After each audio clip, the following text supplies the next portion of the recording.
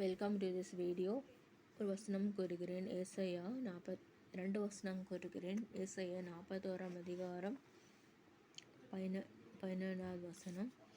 இதோ உன்மேல் எரிச்சலாயிருக்கிற யாவரும் வெட்கி லட்சி அடைவார்கள். உன்னோடு வழக்காடுகிறவர்கள் நாசமாகி ஒன்றுமில்லாமற் போவார்கள். 12வது வசனம். உன்னோடு போராடினவர்களை தேடியும் காணாதிருப்பாய். உன்னோடு யுத்தம் பண்ணின மனுஷர் ஒன்றுமில்லாமல் இல்பொருளாவார்கள். வெட்கி லட்சி அடைவார்கள். உன்னோடு போராடுகிறவர்களை தேடியும் காணாமல் இருப்பார்கள். நம்மளோடு போராடுகிறவர்களை தேவன் தேடியும் காணாமல் போக செய்வாராக. தேடியும் காணாமல் போவார்கள். யுத்தம் பண்ணின மனுஷர் இல்பொருளாவார்கள்.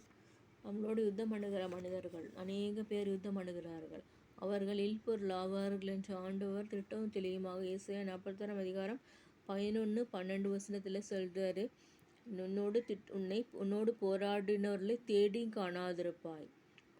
அநேகர் நம்மளை போராட்டத்துக்குள்ளாக கொண்டு போய் கஷ்டத்தையும் மனமடிவையும் பிரச்சனைகளும் சோதனைகளும் நம்மளை மிகவும் கவலைக்குள்ளாக வரும்போது அவர்களை தேடி காணாமல் போயிடுவார்கள். அது வசனம். ஆகவே நம் வாழ்க்கையில் நம் வசனத்தை கை கொண்டு வாழ்வோமாக. நம் குறைகள் பாவங்கள் உலகத்தில் மனிதர்கள் நாமெல்லாம் மனிதர்கள், நாம் தப்புகள்லாம் நடக்கும். ஆனால் அதெல்லாம் கர்த்தர் மன்னிக்கிறார். இயேசுவானவர் மன்னிக்கிறார். கர்த்தர் நமக்கு நித்திய காலமாக ஜீவிக்கிற ஒரு நித்திய வாழ்க்கை ஆண்டவர் தருவாராக. அதற்காக உலகத்தில் வாழ்கிறோம். கர்த்தர் எட்டர்னிட்டி கொடுக்குற ஆண்டவர். ஆகவே கர்த்தரோட நாமம் மகிமைப்படட்டும். கர்த்தரோட நாமம் தூஷிக்காமல் இருக்க நாம் நம்மை பார்த்து கொள்வோமாக. என் நாமம் விரதம் எடுக்காதீர்கள் சொல்கிறாங்க ஆண்டவர். ஆகவே அவ்வாறாக இருப்போம்.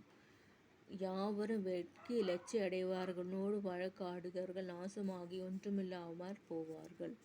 நம்மளோடு வழக்கு பண்ணி சண்டைக்காரர்கள்லாம் இல்பொருள் ஒன்றுமில்லாமற் போவார்களாக. ஆகவே நாம் இதை கை கொள்வோமாக. இந்த நாட்களில் கிறிஸ்மஸ் காலகட்டத்தில் நாம் சந்தோஷமாக இருக்க தடை செய்கிற வாழ விடாமல் நம்மளை வாழவே விட மாட்டாங்க. வீட்டில் உட்கார விட மாட்டாங்க, வெளியில் வாழ விட மாட்டாங்க. அப்படி இருக்கிறவர்கள் லட்சி அடைவார்கள், இல்பொருளாவார்கள், தேடி காணாமல் போயிடுவார்கள். ஆமீன், ஆமீன், ஆமீன்.